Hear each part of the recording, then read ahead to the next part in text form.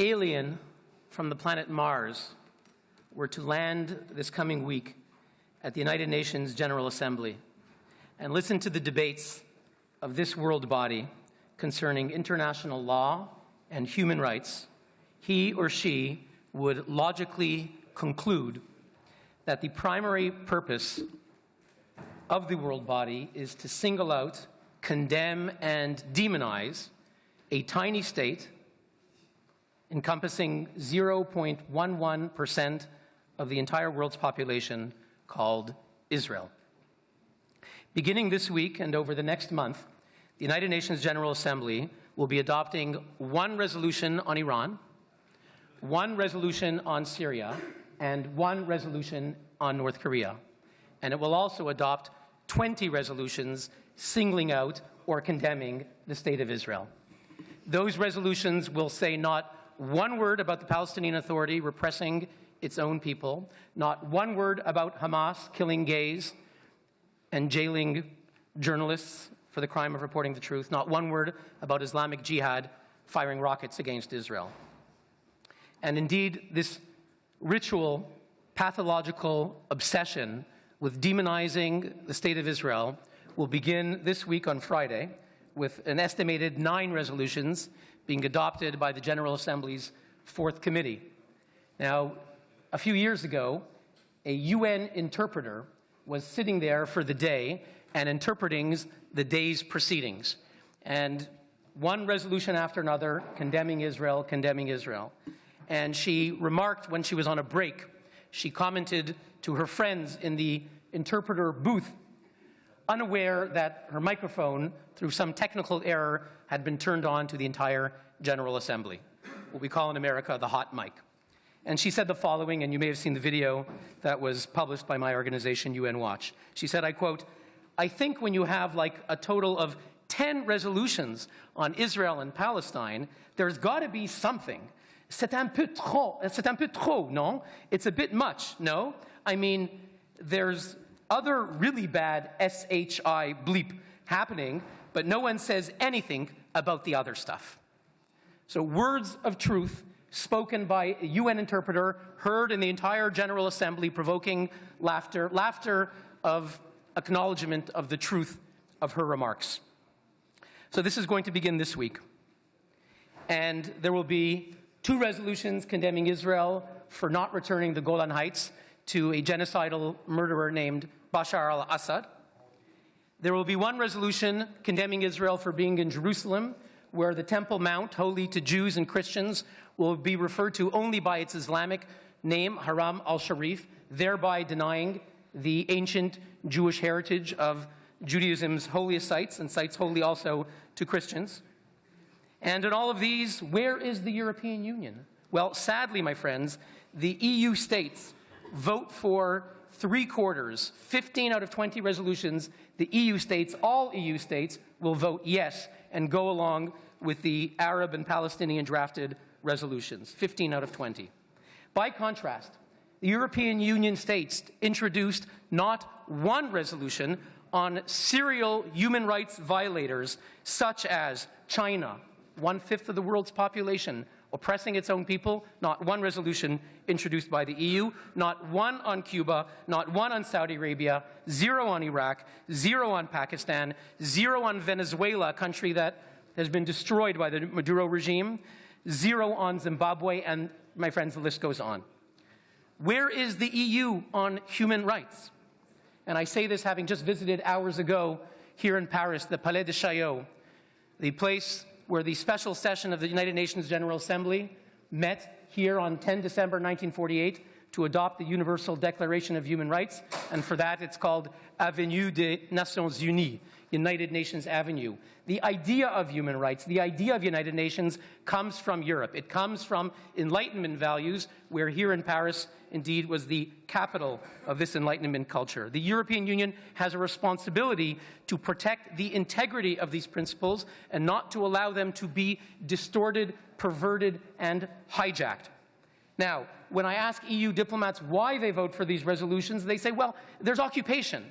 And yet, There's never been an EU resolution on the Turkish occupation of Cyprus that's gone on for decades, or the current Turkish invasion and occupation of large parts of northern Syria, first in Afrin and then in the Kurdish areas where Kurds are being attacked and killed. Not one resolution.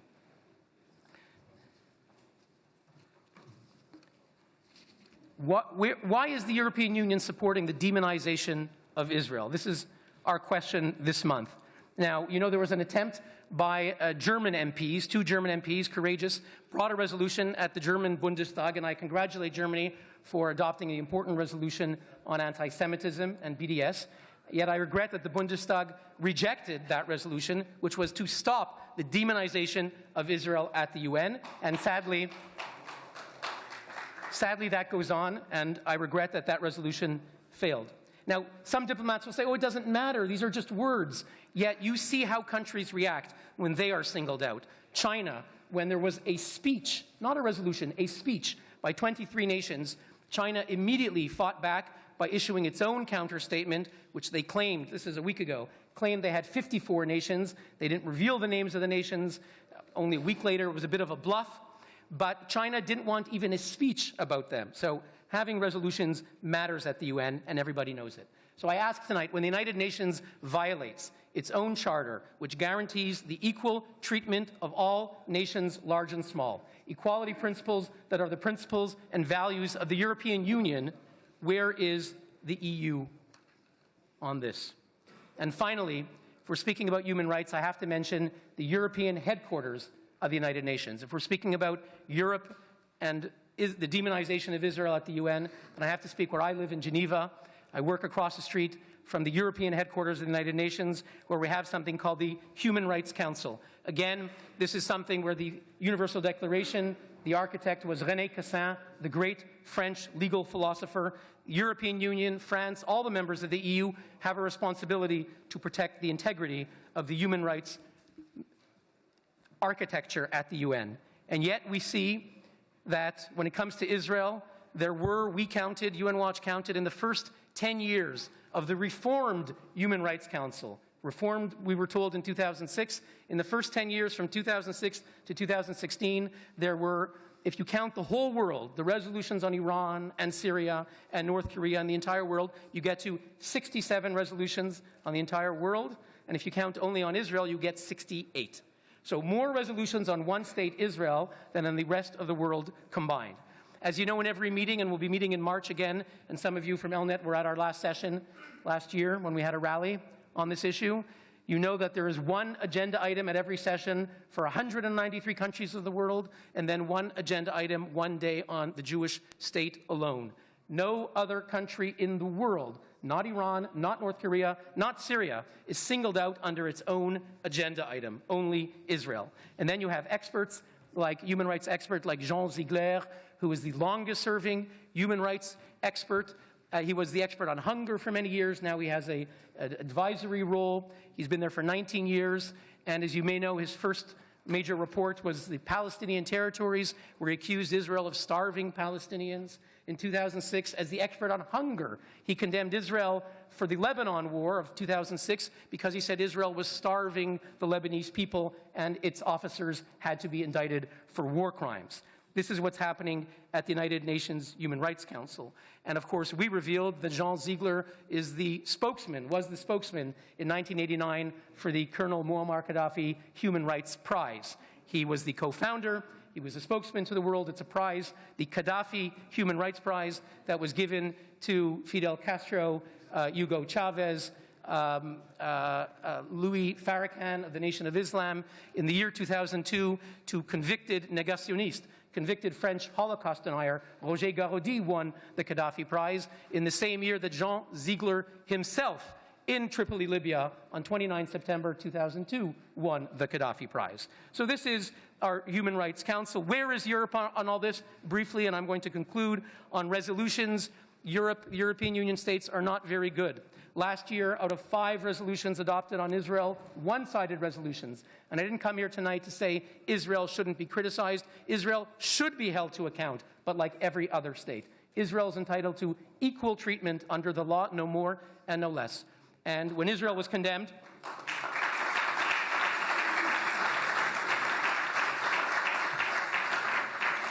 When Israel was condemned in 5 resolutions, countries like Belgium last year voted for 80%, for 4 out of 5 of the resolutions.